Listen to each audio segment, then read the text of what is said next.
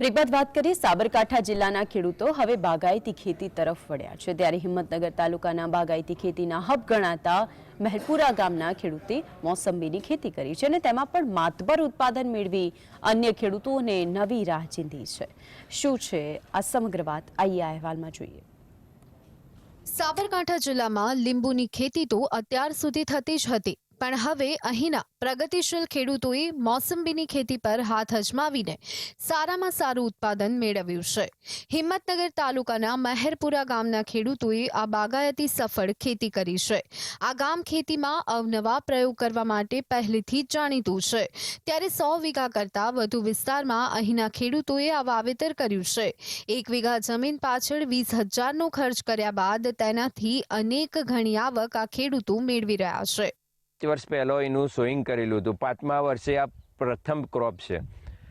એક વર્ષે એનું 20,000 થી 25,000 રૂપિયા ખર્ચ થાય છે અને મોસંબીની ઇન્કમ વીઘા 80,000 થી 1 લાખની આવક થાય છે। આમાંની નોર્મલ ખેતીમાં આપણે એવું હતું કે ભાઈ એમાં થોડુંક ઉત્પાદન ઓછું મળતું હતું, આમાં થોડુંક ખર્ચો થાય છે પણ સામે ઉત્પાદન પણ એટલું વધારે મળે છે।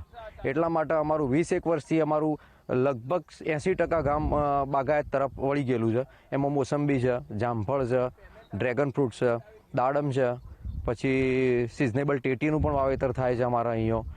મોસંબીનો પાક ઓછા સમયમાં વધુ આવક રળી આપે છે, તો સાથે આ પાકમાં માવજત પણ ઓછી કરવી પડતી હોય છે, જેના કારણે ખેડૂતો આ ખેતી તરફ ખેંચાયા છે।